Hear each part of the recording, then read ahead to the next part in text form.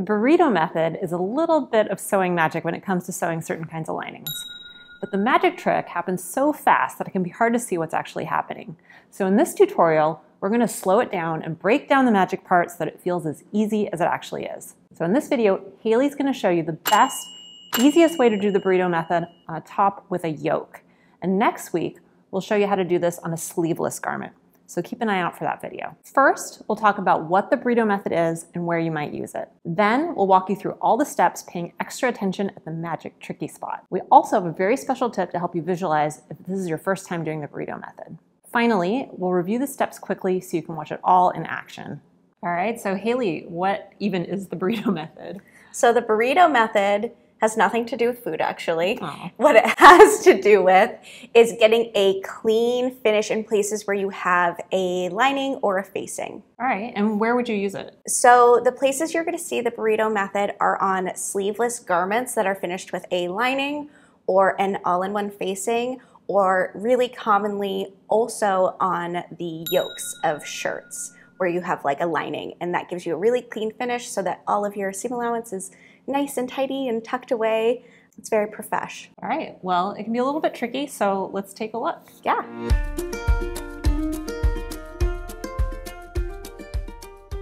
To sew our lined yoke, we are going to start by sewing the yoke seam on our outer shirt. So to do this, you're gonna get your lower shirt and then your yoke, and you're gonna sew those right sides together.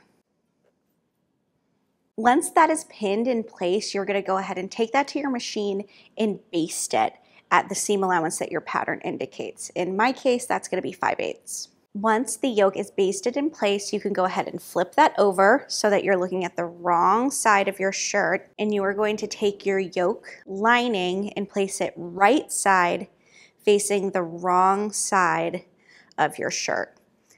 Then pin that in place. Then you'll go ahead and sew that using a regular stitch length along that yoke seam. Now that this is all sewn, we're going to go ahead and grade our seam allowance and give it a press.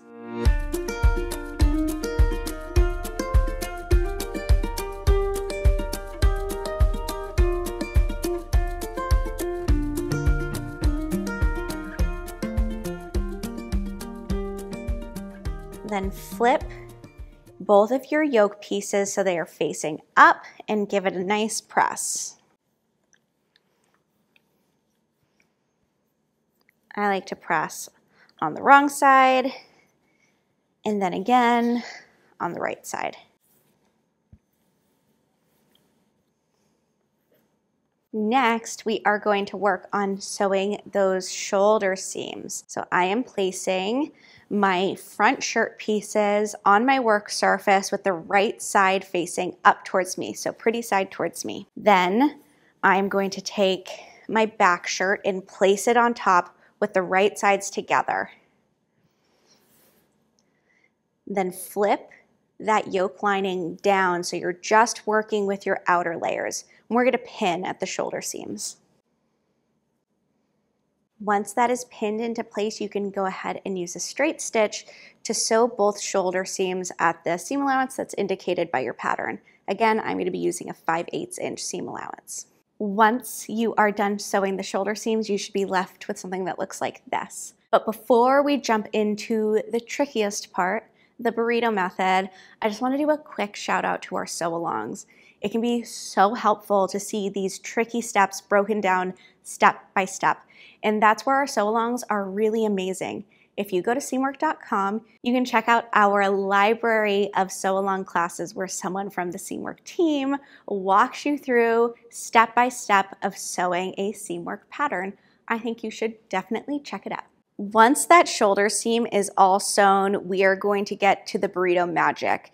So you're going to have to lay out your shirt so that the right side is facing up and so that it is open at the shoulder seam. This is my shoulder seams right here. And then we are going to do a little rolling. I'm going to start with my front shirt pieces. I'm going to roll my front shirt up towards the shoulder seam until it reveals this stitch line, and then do the same on the other side.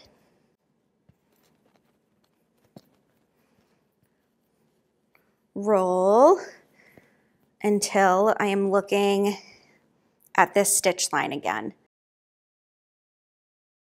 Then take your back shirt and do the same thing. Roll that up towards your shirt fronts.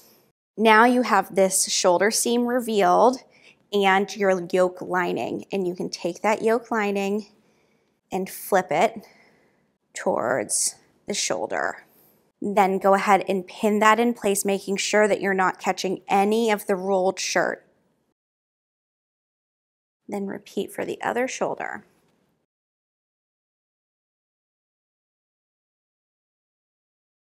You should end up with something that looks like this. Your yoke pieces are acting as your tortilla in this burrito, and then the shirt that's rolled up in the middle is the filling of the burrito. Our next job is to sew those shoulder seams. So I'm going to take this over to my sewing machine, and then I'm going to sew at 5/8 along each shoulder seam, making sure that I'm only catching 3 layers. I'm catching my front shirt, my back yoke, and my yoke lining.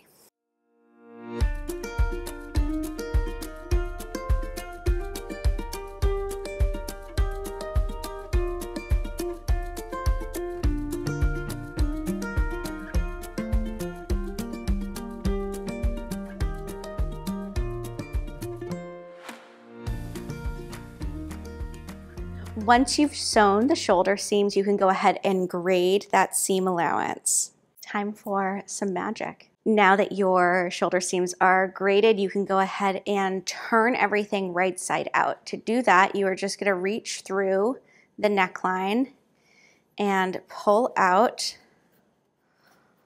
all of those rolled up pieces.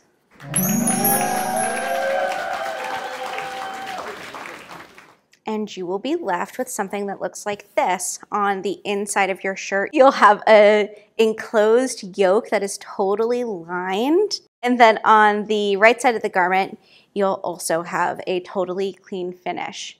What you'll do next is you will give everything a final press, especially those shoulder seams that we just sewed. And then you can add any decorative top stitching that you want to add. Typically that would be added along the shoulder seam at the yoke on both sides, and then at the yoke seam in the back. Are you still feeling a little bit iffy about the burrito method? My tip for you is to give it a dry run using basting stitches. Then you can see if the magic actually works out. I bet it will, but then it'll be really easy to rip out those basting stitches and give it a go using a regular stitch length. All right, Haley, thanks. That was really awesome. Yeah, anytime. All right, we're going to do a quick recap. And if you want to come back to this at any time, you can come right back to this chapter in the video to get the recap.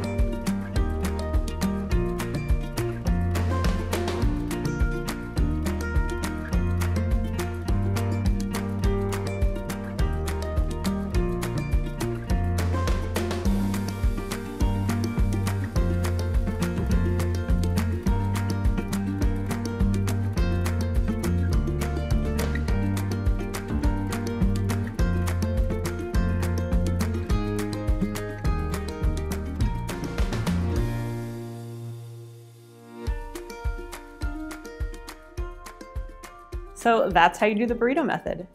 And now I'm really hungry. So the important question is, what's your favorite kind of hot sauce? Comment below and let us know what you put on your burritos. Before you go, there are 2 things we'd love for you to do. First, subscribe. And second, head over to seamwork.com where we have over 200 patterns that you can download. This really helps us continue to provide free weekly sewing content and more of the videos you love. That's how you do the burrito method, and now I'm really hungry. So I have to start that again.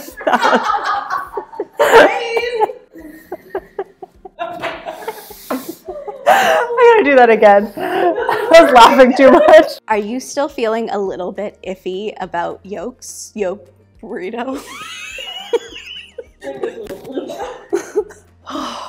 Yokes burrito. It sounds like a trendy, like, breakfast burrito restaurant in Portland.